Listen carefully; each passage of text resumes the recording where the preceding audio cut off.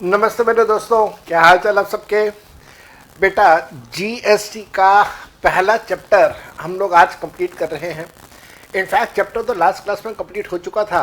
मैंने आपसे जैसा वादा किया था और अपने वादे अनुसार मैं आप लोगों के साथ आज डिस्कस करूंगा इस चैप्टर से related multiple choice questions and then exam के क्वेश्चंस। और सिर्फ एग्जाम के क्वेश्चंस नहीं, इसके साथ मैं आपके साथ डिस्कस करूंगा एमटीपी के पेपर्स, आरटीपी के क्वेश्चंस और सब कुछ। और सिर्फ सीए के नहीं, सीएमए के क्वेश्चंस भी मैं आज आपके साथ डिस्कस करूंगा। दोस्तों, आप लोगों के पास अगर किताबें पहुंच चुकी हैं तो अपनी किताबों को यूज़ कीजिएगा। अगर आपके पास किताबें नहीं पहुंची हैं तो भी टेंशन मत लेना। मैं आज आप लोगों के साथ पहले चैप्टर के नोट्स भी शेयर करूंगा, जिसके अंदर आपको मल्टीपल चॉइस क्वेश्चंस गिवन हैं और एग्जामिनेशन क्वेश्चंस के भी मैं फाइल आपके साथ आज शेयर करूंगा। चलो तो हम लोग क्लास को स्टार्ट करते हैं। और जैसा हमारा एक ट्रेंड है, एक हमारा कस्टम है कि हम लोग हमेशा पिछली क्लास की रिवीजन करते हैं, तो पिछली क्लास की रिवीजन करेंगे और फिर ये वाली क्लास हम लोग स्टार्ट करेंगे। जो लास्ट क्लास हम लोगों ने किया था वहाँ पे कुछ जगहों पे मैं अपनी तरफ से कुछ और ऐड करवाना चाहता हूँ, वो ऐड करवा दूंगा। एक बहुत छोटी सी इतनी सी बिल्कुल इतनी सी छोटी सी गलती मेरे से हुई है, उस गलती को रेक्टिफाई करवा के हम लोग आगे बढ़ चलेंगे। तो आइए मेरे बच्चे, लास्ट क्लास नंबर 4 हम लोग स्टार्ट करते हैं। क्लास नंबर 4 में मैंने आपके साथ जीएसटी नेटवर्क स्टार्ट किया था। सबसे पहले जीएसटी नेटवर्क क्या होता है, नेटवर्क के बारे में सारी बातें बताई थी। इंफॉर्मेशन के बारे में, इन्फोसिस के बारे में मैंने आपके साथ पूरी डिस्कशन किया, बताया कि जो जीएसटी नेटवर्क है वो एक कंपनी है, नॉट फॉर प्रॉफिट कंपनी है, नॉन गवर्नमेंट कंपनी है, सेक्शन नंबर 8 में बनी थी। और जो शेयर कैपिटल है 10 करोड़ का है, उसके अंदर कितना शेयर गवर्नमेंट के पास है, कितना बाकियों के पास है, वो सारी बातें। लेकिन इसके अंदर जो सबसे ज़्यादा ज़रूरी बात है वो है फंक्शंस ऑफ जीएसटीएन। तो आप इसे मार्क कर देना as very very important, the functions of GSTN. तो फंक्शंस ऑफ जीएसटीएन को आपने ज़रूर करना है, लर्न बाय हार्ट वाली बात हो जाती है। तो LBH आप लिख सकते हैं, आपने इसको लर्न बाय हार्ट ज़रूर करना है। इसके साथ साथ में मैंने आपको वेबसाइट का एड्रेस बताया था। इस वेबसाइट को यूज़ करके, ये बेसिकली जीएसटी का पोर्टल है, इसके ऊपर सारे काम होते हैं। Whatever you can think of related to GST, वो सारे के सारे काम इसके ऊपर होते हैं। अगर हम लोग यहाँ से फिर आगे चले तो मैंने आपको बताया था कि जीएसटी से रिलेटेड बहुत सारे एक्ट हैं। CGST एक्ट है, SGST एक्ट है, UTGST एक्ट है। मैं ये सारी चीज़ें, ये जो सारे एक्ट हैं, इनमें से कुछ एक्ट की डिटेल्स डिस्कस करूंगा अगले चैप्टर के अंदर, जो हमारा चैप्टर नंबर 2 है। चैप्टर नंबर 2 बहुत छोटा सा चैप्टर है, वो चैप्टर नंबर 2 हम लोग स्टार्ट करेंगे। तो चैप्टर नंबर 2 के अंदर मैं आपके साथ दोबारा से CGST एक्ट और वो सारी बातें डिस्कस करूंगा।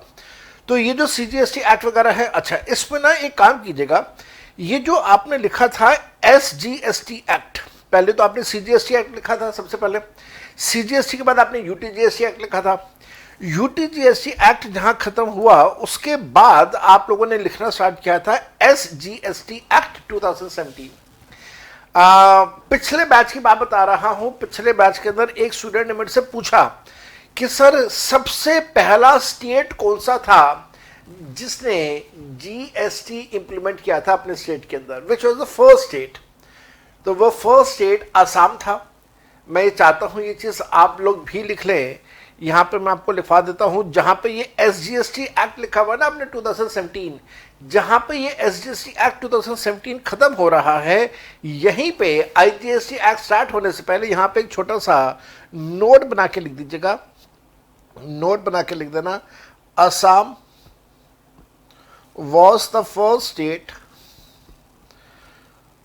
Assam was the first state to pass SGST Act 2017। तो SGST एक्ट पास करने वाला जो सबसे पहला एक्ट था वो था ये वाला हमारे पास असम।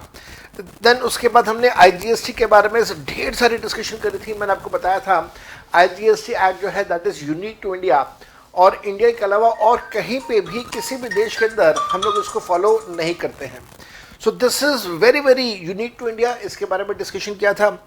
जीएसटी कंपनसेशन एक्ट जो है इसके बारे में बहुत डिटेल डिस्कशन किया हमने। 2015-2016 को बेस ईयर मानते हुए 40% की ग्रोथ, और मैंने 14%, सॉरी मैंने 40 बोल दिया, 14% की ग्रोथ। और मैंने आपको कहा था कि भाई अगर हर स्टेट 14% ग्रो कर रही है, यूनियन टेरिटरी 14% ग्रो कर रही है, तो इसका मतलब हमारा जीडीपी भी 14% ग्रो करना चाहिए, लेकिन ऐसा नहीं होता। तो ये 14% नाजायज़ है, मेरे को ऐसा लगता है कि ये बिल्कुल भी जायज़ नहीं था। उसके बाद मैंने आपके साथ क्रोनोलॉजिकल इवेंट्स के बारे में बात करी थी। ये जो क्रोनोलॉजिकल इवेंट्स हैं, इन क्रोनोलॉजिकल इवेंट्स के अंदर मैंने आपको बताया कि 1919 में सबसे पहले जर्मनी के अंदर इसे थॉट प्रोसेस दिया गया। उसके बाद मैंने कहा 1954 में France became the first country जिसने जीएसटी का सिस्टम अडॉप्ट किया। 1919 और 1954 के बीच में इतना बड़ा गैप क्यों है वो मैंने आपको बताया। सेकेंड वर्ल्ड वॉर की वजह से जो प्रॉब्लम्स थी। और उसके बाद मैंने आपको बताया कि हिंदुस्तान के अंदर केलकर कमेटी ने सबसे पहले सुझाव दिया कि साहब हमें जीएसटी रिड्यूस करना चाहिए। चिदम्बरम साहब ने पार्लियामेंट के अंदर खड़े अनाउंस कर दिया 2006 में कि हम जीएसटी रिड्यूस कर देंगे 2010 तक। मार्च 2013 के अंदर जीएसटीएन सेटअप भी हो गया और 2014 के अंदर अमेंडमेंट बिल इंट्रोड्यूस कर दिया गया। अच्छा, अब होता ये है कि अमेंडमेंट बिल लोकसभा ने पास किया, राज्यसभा ने पास किया, तो कई बार ये एक मन में बात आती है कि साहब प्रेसिडेंट के पास करने के बाद 8 सितंबर को जब प्रेसिडेंट साहब ने पास कर दिया तो उसके बाद ये लागू कब से हुआ, ये इम्प्लीमेंट कब से हुआ। तो ये चीज़ पॉइंट नंबर 9 के अंदर ही कंटिन्यू कर देना। एक पॉइंट नंबर 9 के अंदर ही ये चीज़ मैं ऐड कर रहा हूँ। मैं एक बार यहाँ से हट जाता हूँ ताकि आप इसको आराम से देख सके और लिख सके कहाँ पे लिखना है। पॉइंट नंबर 9 में आपने ये वाली सारी चीज़ें लिखनी है। और ध्यान रखना है एक बात का कि पॉइंट नंबर 10 के अंदर एक छोटा सा मैं आपको करेक्शन करवाऊंगा, आप उस करेक्शन का ध्यान रखेंगे। पॉइंट नंबर 10 के अंदर एक करेक्शन मैं आपको दूंगा, आपने वो करेक्शन करना है।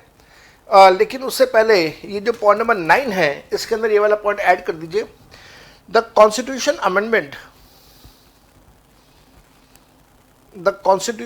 Amendment act was notified and was made effective या applicable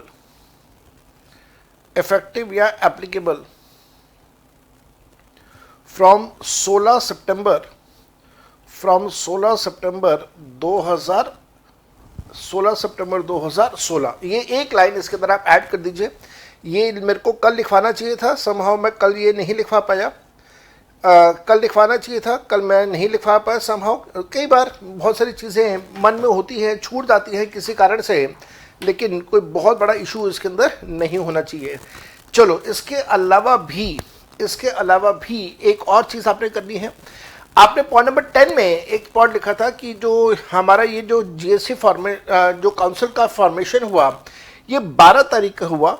यहाँ पे करेक्शन मैं करवा रहा हूँ, ये 12 का नहीं था, ये मैंने गलत कर दिया। 12 सितंबर, ये 12 का नहीं था मेरे बेटा, ये 15 सितंबर 2016 का था। तो जो मैं आपको कह रहा था कि प्रेसिडेंट साहब प्रणब मुखर्जी साहब ने एक हफ्ते के अंदर अंदर वो काम कर दिया।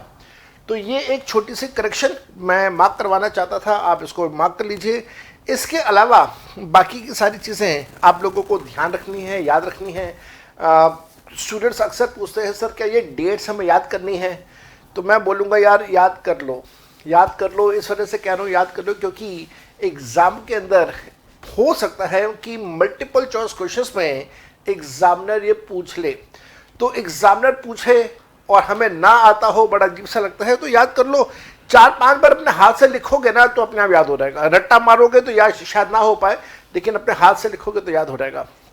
बेनिफिट ऑफ जीएसटी, जीएसटी के क्या क्या बेनिफिट्स हैं, तो मैंने आपको डिमार्केट करके बताया कि इंडस्ट्रीज़ को क्या बेनिफिट हुआ, गवर्नमेंट को क्या बेनिफिट हुआ, और उसके साथ साथ में मैंने आपको बताया कि फाइनल कंज्यूमर को उसका क्या बेनिफिट हुआ। और यहाँ जाके अल्टीमेटली हमारा चैप्टर कंप्लीट हो जाता है। तो आप यहाँ पे क्रॉस लगा सकते हैं, दैट चैप्टर इज़ ओवर। और हाँ, वादे अनुसार वादे अनुसार जैसा मैंने वादा किया था मैं वो अपना वादा पूरा करूंगा। ये चैप्टर के नोट्स हैं। ये चैप्टर के नोट्स आप लोगों को मैं क्लासेस के साथ में दे रहा हूं। जिन स्टूडेंट्स के पास किताबें पहुंच चुकी हैं, बहुत अच्छी बात, आप किताब में से कर लेना। और जिन स्टूडेंट्स के पास अभी किताबें नहीं पहुंची हैं, अपसेट नहीं होना, परेशान नहीं होना, किताबें बहुत बहुत जल्दी आपके तक पहुंच जाएंगी। और तब तक आप इस हैंडआउट से काम चला लीजिए। प्रिंट आउट भी लेने की जरूरत नहीं है, यहीं पे पढ़ लीजिए, यहीं पे मार्किंग कर लीजिए, सारा काम आप यहीं पे कर सकते हैं। What I should do is कि अगर आप वैसे तो देख पा रहे हैं, मेरे ख्याल से आपको इसमें दिक्कत नहीं होनी चाहिए। और चलो स्टार्ट करते हैं। एमसीक्यूज हम लोग स्टार्ट कर रहे हैं। एमसीक्यू नंबर 1, पहला एमसीक्यू, ध्यान से पढ़िए क्या कहता है एग्जामिनर कहता है द अथॉरिटी टू लेवे का मतलब होता है लगाना।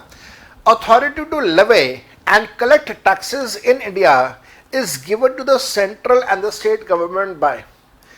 गवर्नमेंट को टैक्सेस चार्ज करने की पावर कॉन्स्टिट्यूशन ने दी है, और वो भी कॉन्स्टिट्यूशन का आर्टिकल नंबर 265 है जिसने ये पावर दी है। तो आर्टिकल 265 को आप मार्क करेंगे। Point number 2, question number 2, the exclusive right to make law for a matter containing in list 1 of schedule number 7 of the constitution India has been given to. मेरे बेटा, क्योंकि यहाँ पे लिस्ट 1 की बात हो रही है तो लिस्ट 1 में तो हम लोग सेंट्रल गवर्नमेंट की बात करेंगे। Next, the exclusive right to make law on the matters which are given in the list 2 of the schedule 7 of the constitution of India has been given to. Schedule 2 की बात हो रही है तो हम लोग स्टेट गवर्नमेंट के बारे में यहाँ पे बात करेंगे मेरे बेटा। क्वेश्चन नंबर 4 देखेंगे, ध्यान से देखेंगे। Question number 4, who among the below is empowered under section 20 of the Constitution of India 101st Amendment Act to issue orders for making any modifications in the provisions of any constitution।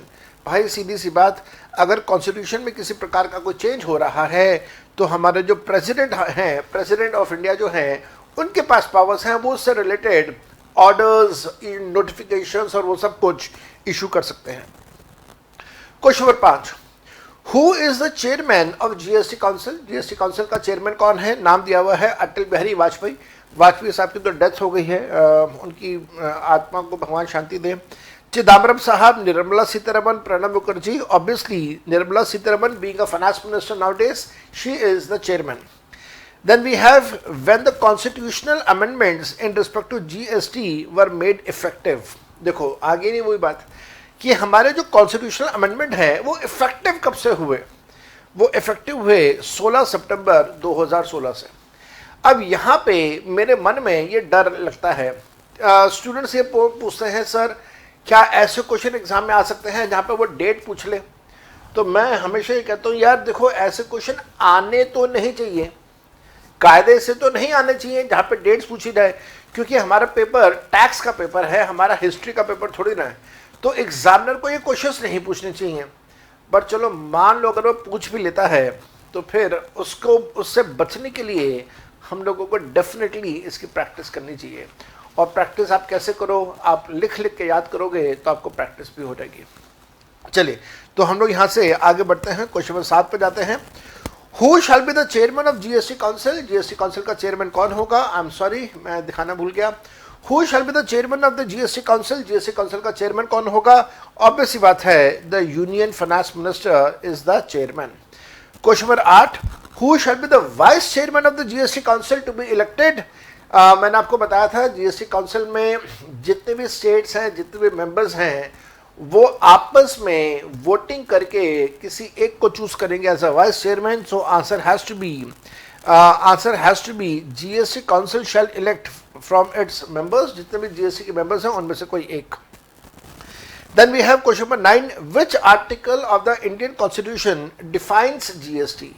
GST की definition कहाँ पे given है? GST की definition article 366 sub article 12A के अंदर given है, जहाँ पे हम लोगों ने डेफिनेशन करी थी GST means all kind of taxes on goods and services except tax on alcohol.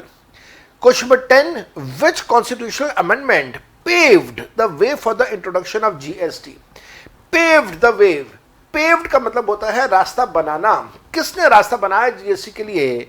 रास्ता बनाया 101st अमेंडमेंट एक्ट जो था उसने। Then question number 11, which of the following are the special category states. अच्छा, यहां पे ये जो स्पेशल कैटेगरी स्टेट्स लिखा हुआ है, इसके लिए मैं बोलूंगा आपको कि मैंने अभी तक चैप्टर 1 में इसके बारे में कहीं पे कोई चर्चा नहीं करी है। आपसे रिक्वेस्ट करूंगा कि आप कुछ क्लासेस वेट करें, हम लोग बहुत जल्द चैप्टर स्टार्ट करेंगे रजिस्ट्रेशन का। रजिस्ट्रेशन के चैप्टर के अंदर मैं इसके बारे में डिस्कशन जरूर करूंगा, जरूर होगा इसका डिस्कशन। अभी हम लोग यहां से आगे चलते हैं, लेकिन हाँ, आप कहेंगे सर आंसर तो बताओ आगे जाने से पहले। हाँ, आंसर लिख लीजिए। आंसर है सी, मिजोरम, त्रिपुरा, नागालैंड एंड मणिपुर। इसके बारे में चर्चा होगी जैसे जैसे आगे बढ़ेंगे। Question number 12, the GSTN is incorporated under dash of the companies act 2013। ये सेक्शन नंबर 8 है। सेक्शन नंबर 8 के अंदर ये सारी की सारी बातें लिखी हुई है जो कि not for profit company and वो सब कुछ। Question number 13, the right to make law for the matters which are given in the list 3 of the schedule number 7 of the constitution has been given to। Schedule 3 की बात हो रही है, that means we are talking about concurrent list. और concurrent list है तो concurrent list में दोनों सेंट्रल गवर्नमेंट और स्टेट गवर्नमेंट के पास पावर्स होती हैं। Question number 14, the power to make law with respect to the goods and services has been given by the constitution vide. Vide का मतलब है किसकी वजह से। तो जो आर्टिकल है आर्टिकल 246A, और मैंने आपको बताया था article 246A sub article 1 sub article 2, 2 articles है, मैंने लिखवाए थे आपको। आपने सारी चीजें अपने हाथ से लिखी भी हुई हैं। क्वेश्चन नंबर 15 की तरफ बढ़ते हैं। Which article of the constitution empower the president to constitute goods and services council. Council की बात हो रही है जीएसटी काउंसिल के लिए। 279A वॉज द आर्टिकल जिसने प्रेसिडेंट को कहा 60 डेज के अंदर अंदर काउंसिल बना दो। प्रेसिडेंट साहब प्रणब मुखर्जी साहब बहुत एक्टिव थे, एक हफ्ते के अंदर ही काम करके वेले हो गए। Question number 16, India has chosen dash of GST. कौन सा मॉडल चूज किया है? Singaporean model, American model, Dubai model या none of the above? Obviously none of the above. Singaporean model में there is a single GST, सारा पैसा centre के पास जाता है, सेंटर उसको प्रोविजंस या डिस्ट्रिक्ट्स में डिस्ट्रीब्यूट कर देता है। हमारे यहाँ पे ऐसा नहीं होता है। Question number 17, for the purposes of GST dash was passed. क्या पास किया गया था जीएसटी के लिए? The constitution of 101st amendment act 2016 was passed. Question number 18, dash based on the Canada model wherein taxes are collected by the centre. However, two different rates of taxes are levied by the center of the state। ये तो भाई साहब Kelkar Shah model में ऐसा propose किया गया था कि साहब सेंटर का अलग रेट लगा दो, स्टेट का अलग रेट लगा दो, सारा पैसा सेंटर को दे दो और फिर सेंटर उसको स्टेट्स में डिस्ट्रीब्यूट कर दे। 100% इसे रिजेक्ट कर दिया गया और लास्ट में हम लोगों ने बागची पदार मॉडल को एक्सेप्ट किया। बागची पदार्थ मॉडल के बारे में बहुत सारी डिस्कशंस मैं आपके साथ कर चुका हूं। Question number 19, alcohol shall be subject to which of the following taxes. Alcohol पे क्या लगेगा? मैंने एल्कोहल की पूरी कहानी बहुत विस्तार में बहुत डिटेल में आप लोगों को बताई थी कि एल्कोहल का सारा पैसा स्टेट गवर्नमेंट के पास जाता है। इस वजह से they were not ready to sacrifice their revenue on alcohol and that is why many states led by Bengal they said कि अल्कोहल को छोड़ दो, उसके अलावा जीएसटी सब पे लगा दो तो हम आपके साथ कोऑपरेट करेंगे, जीएसटी इंप्लीमेंट कर देंगे। और एक्चुअल में हुआ भी ऐसा। और एक्साइज और वैट, जो वैट है मेरे बेटा, वैट को हम लोग लोकल सेल्स टैक्स भी कहते हैं। हालांकि अगर मैं वैट के फुल फॉर्म की बात करूं तो वैट का जो फुल फॉर्म है वो होता है वैल्यू एडेड टैक्स, लेकिन इसे लोकल सेल्स टैक्स भी कहा जाता है। क्वेश्चन नंबर 20 पे जाते हैं। Can the tax be impose on entertainment amusement by the municipality, panchayat, regional council and the district council? Answer is yes मेरे बेटा। म्युनिसिपैलिटी और पंचायत जो उनके जो टैक्सेस हैं उनको मर्ज नहीं किया गया है, इस वजह से उनके टैक्सेस अभी भी चल रहे हैं। आपको याद होगा मैंने आपको इसमें एग्जांपल दिया था हाउस टैक्स का। हाउस टैक्स को अभी तक इन्होंने मर्ज नहीं किया है, करना चाहिए था, नहीं किया। म्युनिसिपैलिटी के टैक्सेस को अभी मर्ज नहीं किया गया है, शायद फ्यूचर में कभी कर दें, और अगर फ्यूचर में भी करना होगा तो उससे पहले कॉन्स्टिट्यूशन ऑफ इंडिया का अमेंडमेंट होगा। कॉन्स्टिट्यूशन ऑफ इंडिया का अमेंडमेंट कैसे होता है, पार्लियामेंट से कितने वोट चाहिए होते हैं, स्टेट से कितने वोट चाहिए होते हैं, वो सारी बातें मैं आप लोगों के साथ ऑलरेडी क्लास में डिस्कस कर चुका हूं। क्वेश्चन नंबर 21 सॉरी हाँ ठीक है 21।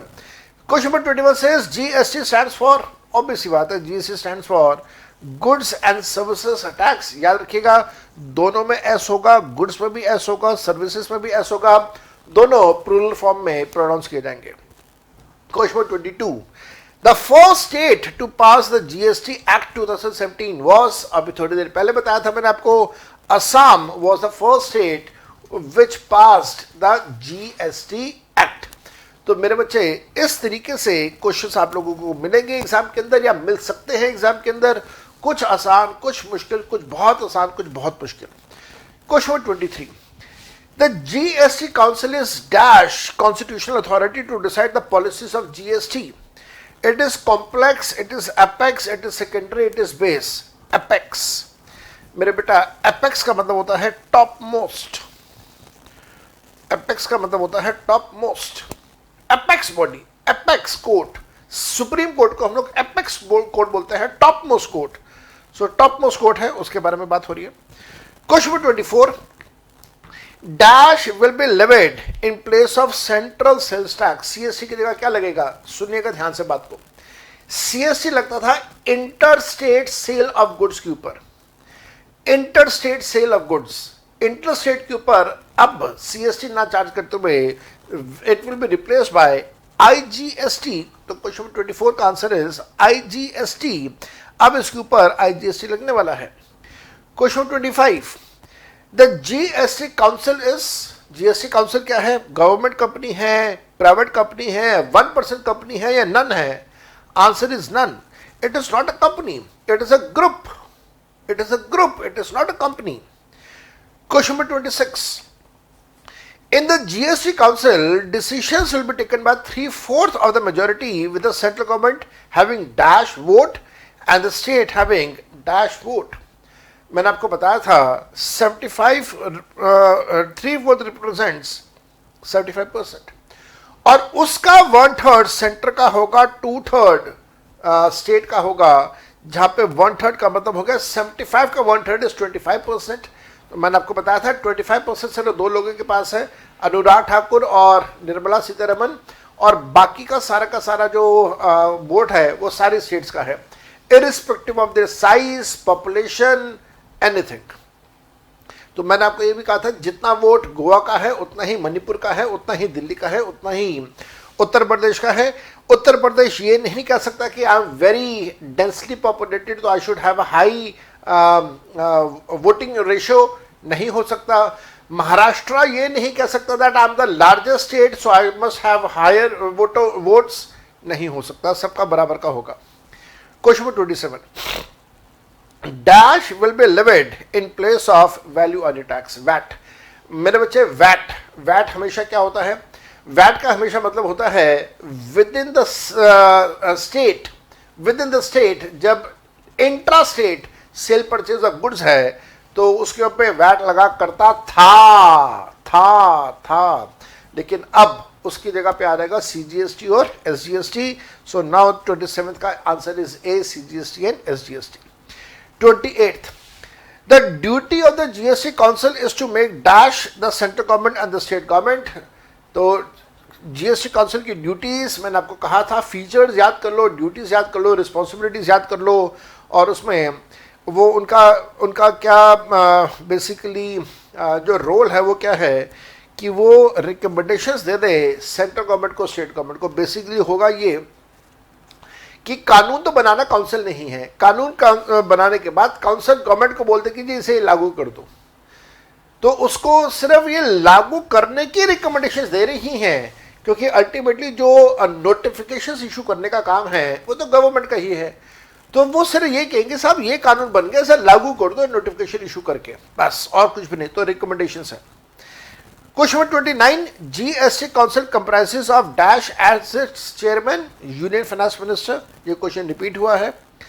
Question number 30, dash is the main decision making body that has been formed and finalised that has been formed to finalize law relating to GST.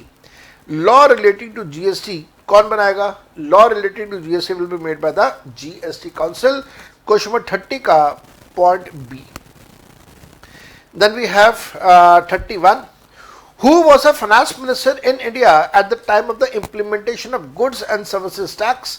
by सब इन सज्जन की जितनी ये फाइनेंस मिनिस्टर की बात हो रही है। हाँ, इन सज्जन की जितनी बात की जाए उतनी कम। Arun Jaitley was a finance minister, Pranab Mukherjee was the president. यहाँ पे प्रेसिडेंट की, हाँ फाइनेंस मिनिस्टर की बात हो रही है। अरुण जेटली साहब, he was an advocate, a very very senior advocate, a very very क्या मैं बोलूँ उसको, renowned advocate of high court and supreme court. And Pranab Mukherjee at that time was the president of India जब जीएसटी लगा था।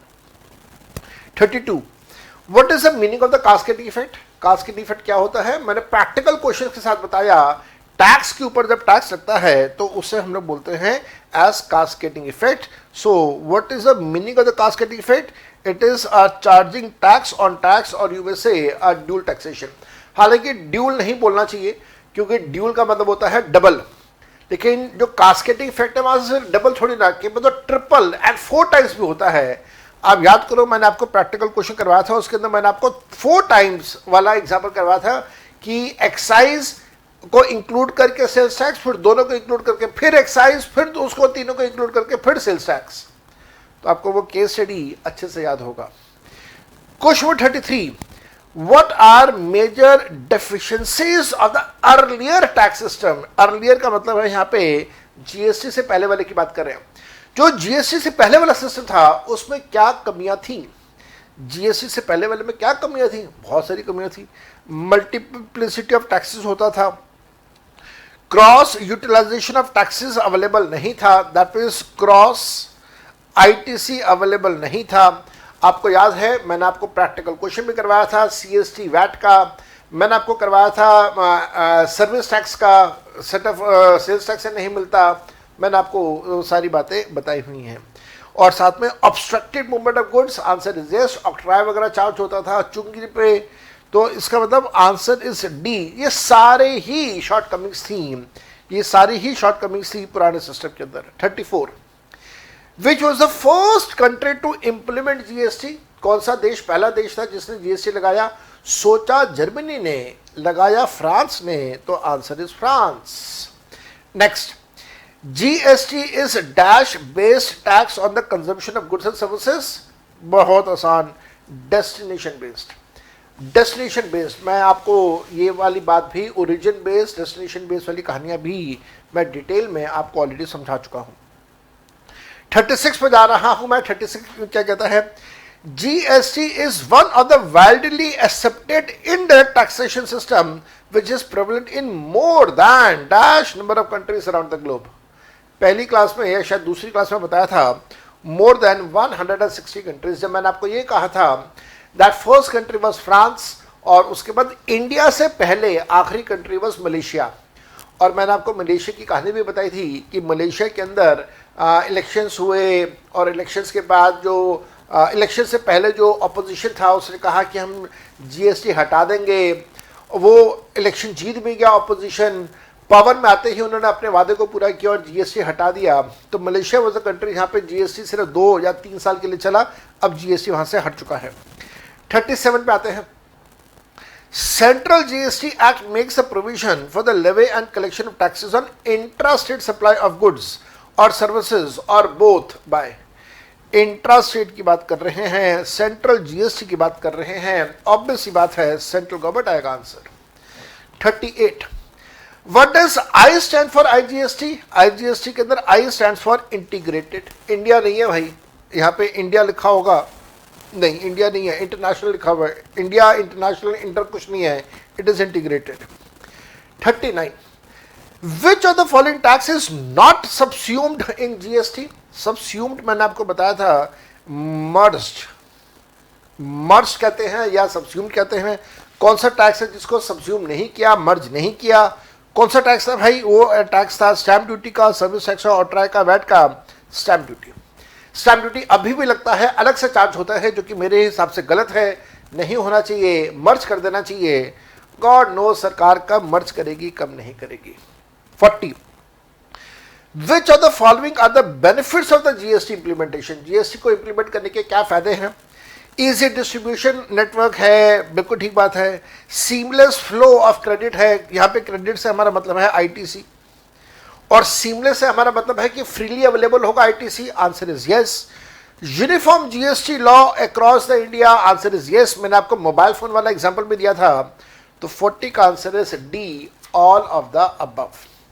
41 which website is taken care of by GST network? GST network कौन सी website चलाती है? चलाने का काम gst.gov.in।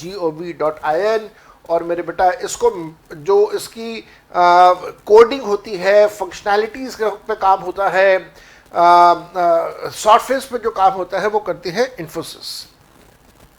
42 globally GST has been structured as dash based comprehensive tax, obviously destination based। GST है ही डेस्टिनेशन बेस्ड टैक्स, जहां पे गुड्स का, सर्विसेज का फाइनल कंजम्पशन होगा, पैसा उस स्टेट को मिलने वाला है, as simple as that. 43 dash was the first country to adopt GST as an indirect taxation system? Question repeat हुआ, answer is France. 44 which of the following are the salient features of GST? बहुत सारे लोग इसे पढ़ते हैं silent, silent नहीं होता, इसे बोलते हैं सेलिएंट, SA, सेलिएंट। तो सेलिएंट फीचर्स क्या हैं? दैट इज पॉपुलर फीचर्स या इंपॉर्टेंट फीचर्स क्या हैं? वो है it is a trusted national information utility, that is एक पोर्टल जहां पे सारी इंफॉर्मेशन होती है। Answer is yes. It handles the complex transactions, again the answer is yes. It is a technology partner with Infosys, answer is yes. That means answer is all of the above.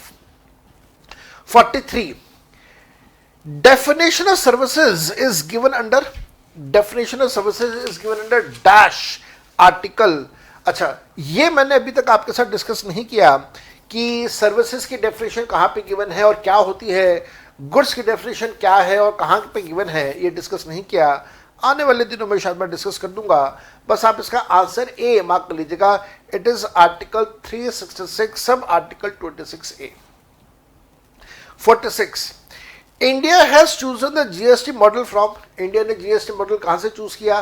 Canada से choose किया है, याद रखिएगा Canada का है, लेकिन Bagchi Poddar model उन्होंने ये कहा था कि साहब टैक्सेस सेंटर के और स्टेट के मर्ज कर दो, सेंटर और स्टेट के टैक्सेस मर्ज कर दो, जीएसटी लगाओ, सेंटर का भी लगाओ, स्टेट का भी लगाओ, पैसा इन लोगों को अपना अपना पैसा मिल जाए, Bagchi Poddar model. But it was based on the Canadian model, so answer has to be 46 का D, the Canadian model. Next, the GST was first time levied in France in the year 1954। 54 next, the idea to introduce GST was made in the year, हमारे भारतवर्ष में GST introduce करने की बात Kelkar committee ने करी थी सबसे पहले 2004 में।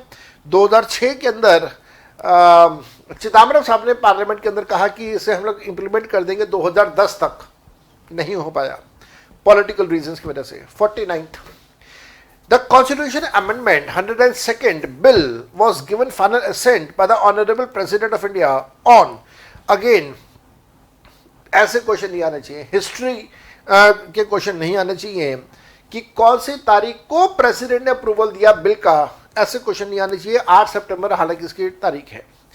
50th dash was the last country before India to implement GST, Malaysia, बताया था मैंने आपको बहुत अच्छे से। 51 central excise shall continue to on which of the following products, central excise किस पे कंटिन्यू रहेगा? 2 प्रोडक्ट्स पे कंटिन्यू रहेगा, पेट्रोल और पेट्रोल के वो जो 5 प्रोडक्ट्स है NHMAP और इसके अलावा alcohol.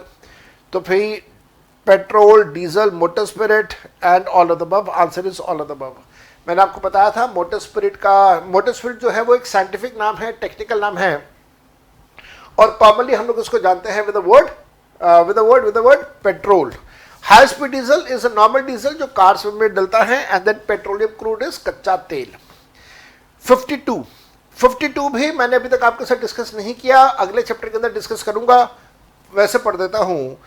The territorial water up to dash nautical miles in the sea will be the part of the state so far as the GST is concerned.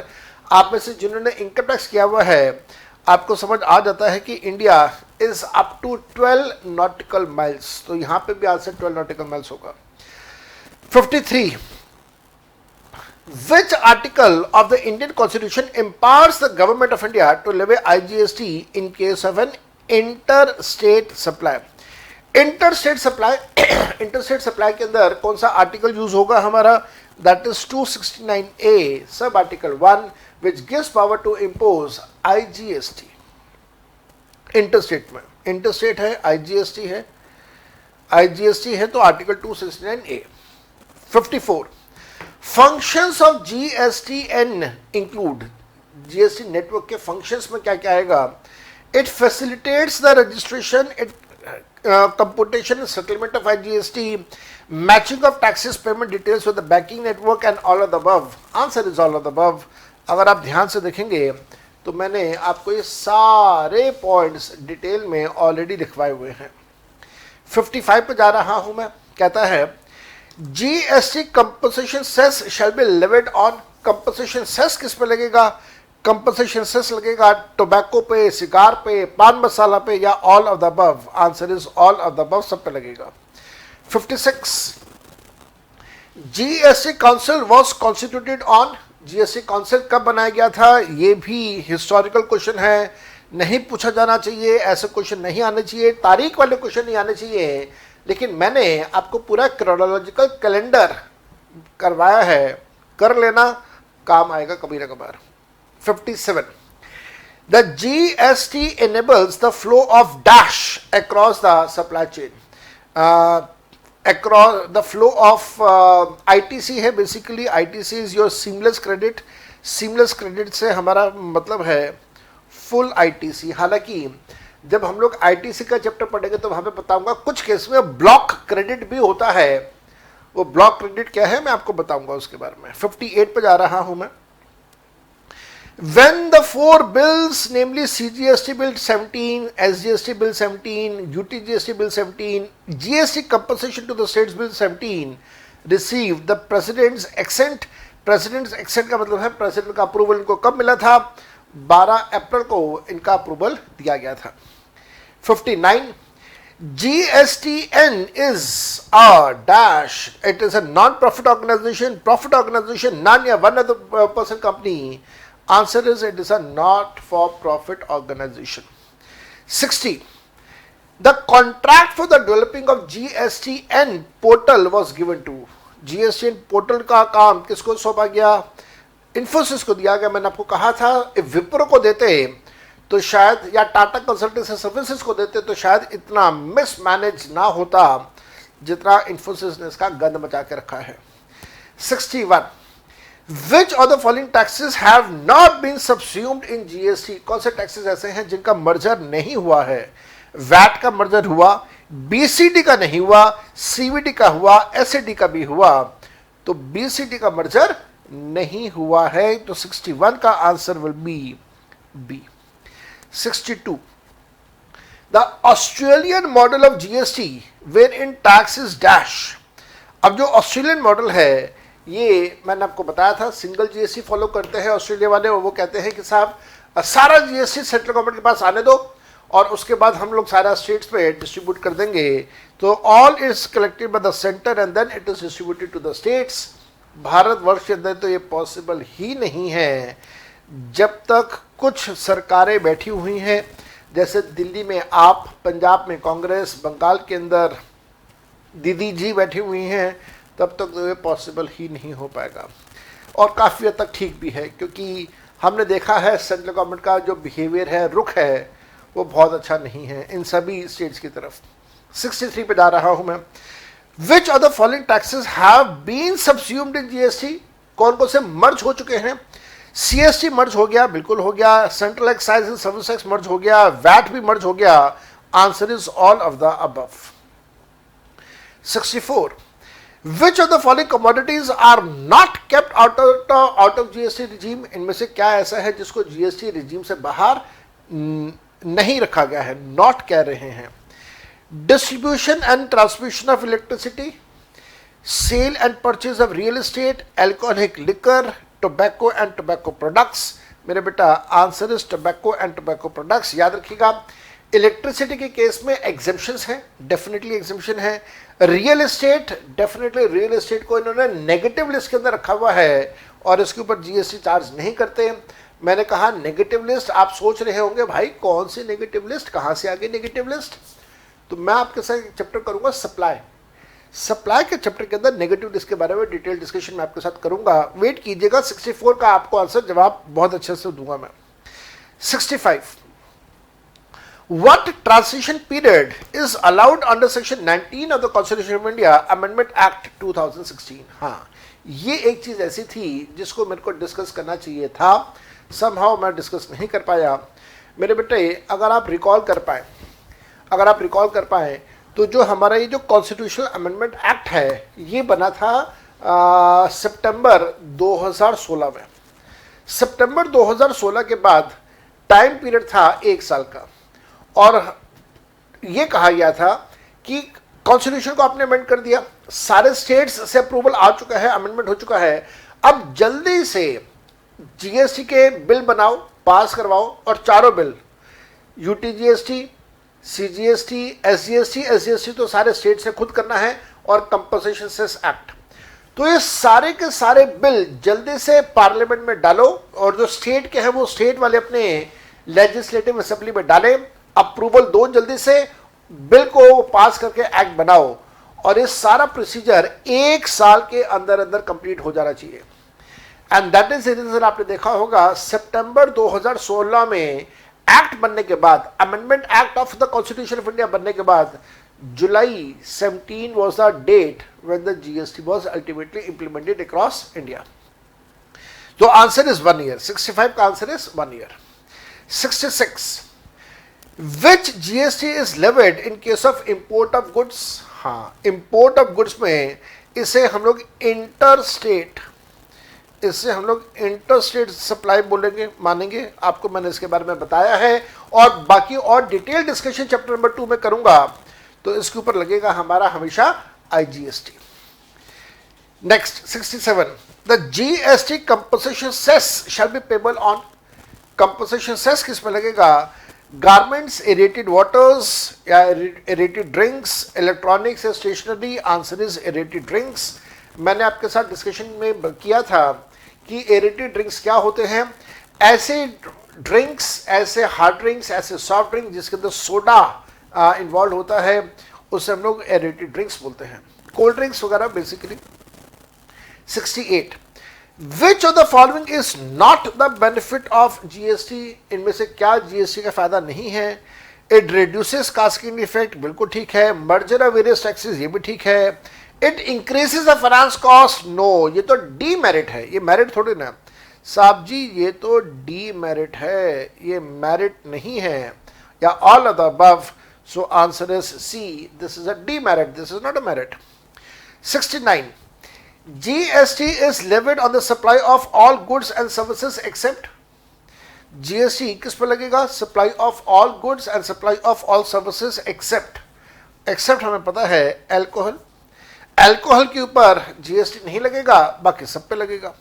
70, GST on the petroleum crude that is कच्चा तेल, high speed diesel, motor spirit which is known as petrol, natural gas and aviation turbine fuel, ये 5 petroleum products जो हैं इनके ऊपर GST लगेगा। हाँ जी लगेगा। कब लगेगा? जब जीएसटी काउंसिल कहेगा। और मैंने आपको बताया था, मैंने आपको with reasons and with logics बताया था कि जीएसटी काउंसिल कभी भी इसके ऊपर जीएसटी नहीं लगाने देगा, never. 71, The Goods and Services Tax Council shall, beside other recommendations, make recommendations to the Union and the states on. हाँ, तो जीएसटी काउंसिल किस चीज़ की रिकमेंडेशन देगा? रिकमेंडेशन देगा बहुत सारी चीज़ों की। कौन कौन सी चीज़ों की? कि साहब कौन कौन से गुड्स और सर्विसेज ऐसे होंगे जो एग्जेम्प्ट होंगे और साथ साथ में कौन से टैक्सेबल होंगे। इसके अलावा थ्रेशोल्ड एग्जम्पशन लिमिट क्या होगा, जैसे मैंने कहा था 20 लाख, 40 लाख, 10 लाख। इसके अलावा रेट्स क्या होंगे? तो answer is all of the above. इन सारी बातों का रिकमेंडेशन काउंसिल देगा। 72 goods and services tax means a tax on dash of goods and services और both. It is the supply of goods और सर्विसेज और बोथ। तो मैंने अभी तक तो आपको नहीं बताया, लेकिन जैसे जैसे मैं आगे बढ़ूंगा, सप्लाई के चैप्टर में जाऊंगा, वहां मैं आपको बताने वाला हूं that the word sale of goods has been replaced by supply of goods. The word providing services have been replaced by supply of services. Question number 73. The GST paid on the procurement of goods and services can be set off against that payable on dash of goods and of services. Again मेरे बेटा ये बात हमें पता है, जो purchase पे आप जीएसटी पे कर रहे हैं उसको आप सेट ऑफ कर देते हैं अपने सेल के जीएसटी से, और इसी वजह से उसको हम लोग कॉस्ट का पार्ट नहीं मानते। वो मैंने सारी बातें बताई थी। प्रोक्योरमेंट का मतलब है यहाँ पे परचेज और सप्लाई का यहाँ पे मतलब है सेल। तो परचेज का जीएसटी आप सेल के जीएसटी में से हमेशा लेस कर देंगे। क्वेश्चन 74 पर जा रहा हूं मैं। With the effect of GST what all taxes have been subsumed. GST की वजह से क्या क्या सब्ज्यूम हो गया? सर्विस टैक्स सब्ज्यूम हो गया, purchase tax, what all taxes have been subsumed. Service tax तो सब्ज्यूम हो गया, परचेज टैक्स नहीं हुआ, लग्जरी टैक्स नहीं हुआ, इनकम टैक्स भी नहीं हुआ है। तो answer is only service tax. Purchase tax क्या होता है मैंने आपको बताना है, अगले चैप्टर में बताऊंगा। Second chapter is related to chargeability, वहां पे बताऊंगा मैं आपको। 75 A not-for-profit, a non-government, a private limited company was incorporated in the name of dash for the special purposes vehicle set up by the government. तो बेटा not-for-profit, a non-government company was, the company was GSTN. तो answer is GSTN, Goods and Services Network। Answer is 75 का C। 76 Goods and Services Tax Network GSTN as a special purpose vehicle set up by the government primarily to provide dash to central and the state government, taxpayers and other stakeholders for the implementation of goods and services tax. Basically, it has provided us the information technology IT services, जितने भी IT से related services है वो सब कुछ इसके अंदर आ गया। और अगर आपको याद हो तो मैंने आपको ये बात बताई थी कि जीएसटी का सारा काम जो है वो आईटी से रिलेटेड है, कंप्यूटर से रिलेटेड है, इंटरनेट से रिलेटेड है, और मैनुअल या फिजिकल काम कुछ नहीं होता है। 77 The Constitution Amendment 102nd Bill was passed by the Lok Sabha on. Now this is very tough. This is very tough on students कि आपको ये याद करने का लिए कह दिया रहा है कि कौन सी तारीख को लोकसभा ने पास किया ये बताओ, कब राज्यसभा ने पास किया ये बताओ, कब प्रेसिडेंट ने पास किया ये बताओ, कब उसका नोटिफिकेशन आया ये बताओ। very hard students। Answer is 6th of May। And then the last question 78 on dash the Constitution 102nd Amendment Bill 2014 was passed by the Rajya Sabha। पहले लोकसभा पूछ लिया, अब राज्यसभा पूछ रहा है, तो राज्यसभा का भी 3 अगस्त 2016। तो मेरे बच्चे मैंने इस प्रकार आपको नीचे सारे आंसर्स भी दिए हुए हैं। आपके पास एमसीक्यूज हैं, आंसर्स भी हैं। एमसीक्यूज यही एमसीक्यूज एग्जाम में आ जाएंगे, इसकी तो प्रोबेबिलिटी कम है, इसकी तो प्रोबेबिलिटी बहुत कम है, लेकिन हाँ इन एमसीक्यूज को करने से आपका जो दिमाग है वो थोड़ा सा शार्पन आउट ज़रूर हो जाएगा, और एग्ज़ाम के अंदर you can think start thinking. आप एग्ज़ाम के अंदर एटलीस्ट सोच सकते हैं कि ऐसे क्वेश्चंस आ सकते हैं, या इससे मिलते जुलते क्वेश्चन अगर आ जाए तो दिमाग चलेगा थोड़ा सा। वादे के अनुसार एमसीक्यूज मैंने करवाए, वादे के अनुसार आपके साथ मैं डिस्कस कर रहा हूं एग्जाम के क्वेश्चंस, सिर्फ एग्जाम के क्वेश्चन नहीं, रिवीजन टेस्ट पेपर, आरटीपी और एमटीपी के जो क्वेश्चंस हैं वो भी मैं आपके साथ डिस्कस कर रहा हूं। सिर्फ वो भी नहीं, मैं इसके साथ साथ में जो कॉस्ट एंड मैनेजमेंट अकाउंटिंग के एग्जाम में क्वेश्चंस आए थे मैं वो भी डिस्कस कर रहा हूं आपके साथ। ध्यान से देखिएगा, ये वाली फाइल आपके पास होनी चाहिए, नहीं है तो कोई बात नहीं, किताब आपके पास अगर है तो अच्छी बात, किताब नहीं है तो ये वाली फाइल हम आपको दे रहे हैं, आप इस फाइल का प्रिंट आउट ले लीजिएगा। वैसे मैं बोलूँगा प्रिंट आउट मत लो, ज़्यादा अच्छा रहेगा, किताब तो हमारी तरफ से आपको मिलने ही वाली है। चलिए ध्यान से पढ़ेगा क्वेश्चंस। मई 2018 ओल्ड सिलेबस में 3 नंबर का क्वेश्चन था और यही क्वेश्चन फिर मॉक टेस्ट पेपर सितंबर 2018 में रिपीट हुआ 4 नंबर का। How does a new system of indirect taxes that is GST benefit the tax payer and the commercial tax department. तो यहां पे कमर्शियल टैक्स डिपार्टमेंट है, दैट मीन्स गवर्नमेंट की बात हो रही है। When we say commercial tax department तो we are referring to the government, और साथ साथ में जो टैक्स पेयर है दैट मीन्स हम लोग जो इंडस्ट्री है उसके बारे में हम लोग यहाँ पे बात कर रहे हैं। तो आप बहुत डिटेल में इसके बारे में कर चुके हैं, मैं आपको ऑलरेडी सारी बातें लिखवा चुका हूँ और यहाँ पे भी मैंने वो लिख के दे दिया। और मेरे बेटा इसका एक अल्टरनेटिव तरीका हो सकता है आंसर लिखने का, मैंने आपको वो भी लिख के दिया है, आप इसको देखिएगा। ये सारी बातें मैं आपको लिखवा चुका हूँ, समझा चुका हूँ, मेरे को नहीं लगता कि आपको इसके अंदर कोई परेशानी होगी। नेक्स्ट, मई 2018 के नए सिलेबस में 3 नंबर का क्वेश्चन आया था। List any 6 state levies which are subsumed in GST. तो आपने कोई 6 टैक्सेस ऐसे बताने हैं जिसको जीएसटी में सबस्यूम कर दिया गया, और वो भी किसके हैं? स्टेट टैक्सेस की बात कर रहा है, स्टेट गवर्नमेंट के टैक्सेस, सेंट्रल गवर्नमेंट के नहीं, स्टेट गवर्नमेंट के। ऐसा ही क्वेश्चन आरटीपी के अंदर पूछा गया, list any 4 taxes which have been substituted with GST. तो आरटीपी में भी क्वेश्चन आया, एमटीपी में भी क्वेश्चन आया, और उसका सॉल्यूशन मैंने आपको यहाँ पे दे दिया है और आपको अपने नोटबुक के अंदर भी वो मिल जाएगा, सब कुछ मैंने आपको लिखवाया हुआ है।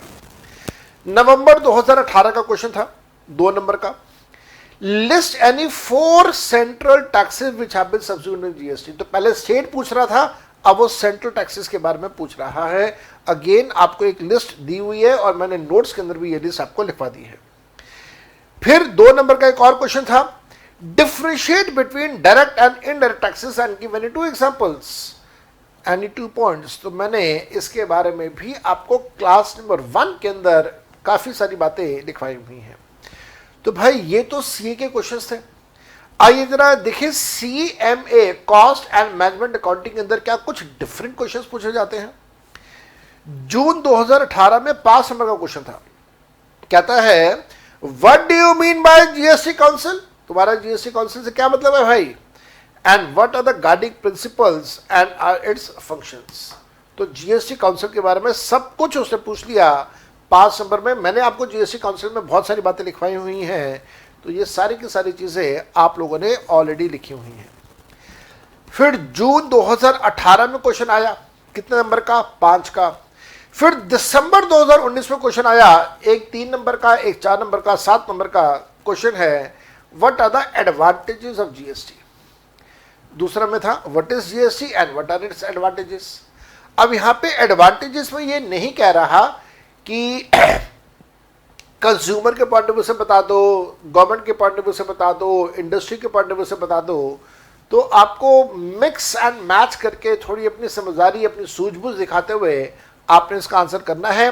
हालांकि मैंने आपको सब कुछ लिखवाया था, फिर भी मैंने आपको इसके सॉल्यूशंस दे दिए हैं।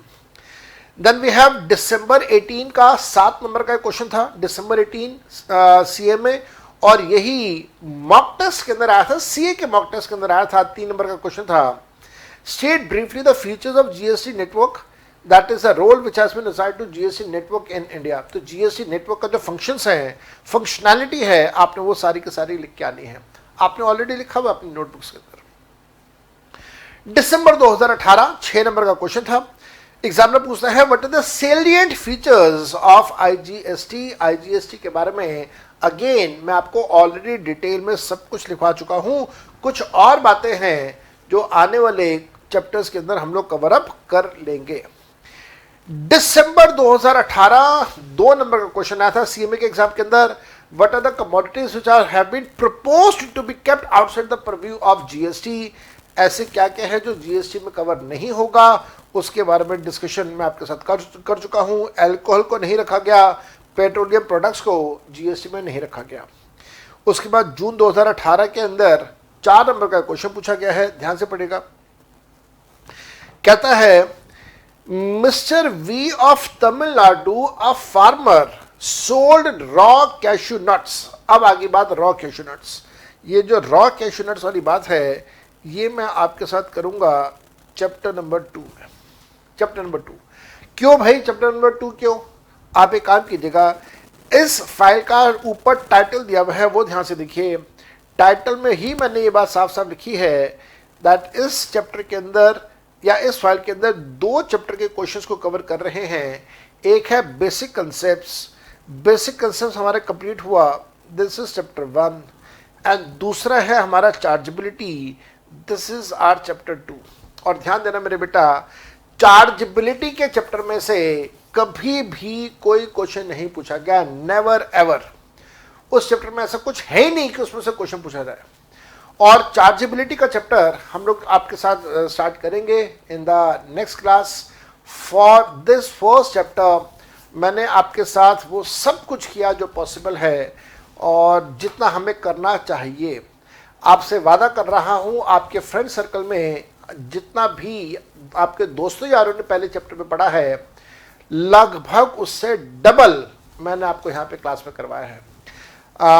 इस बारे में मैं आपसे फीडबैक चाहूँगा। फर्स्ट चैप्टर कंप्लीट हुआ है, आप लोगों ने फर्स्ट चैप्टर कंप्लीट किया है। I am looking forward for the feedbacks. आप सब कुछ लिख रहे हैं, यस लिखने में थोड़ा सा टाइम ज़्यादा लगता है as compared to what could have been done कि मैं आपको नोट्स दे दूँ और उसमें से अंडरलाइन करके करवाता रहूँ, लेकिन बेटा उसे याद कभी नहीं हो पाता। नेवर नेवर आप कभी याद नहीं कर पाएंगे और एग्जाम के अंदर आपने कैसे लिखना है आप वो ढंग से लिख भी नहीं पाएंगे।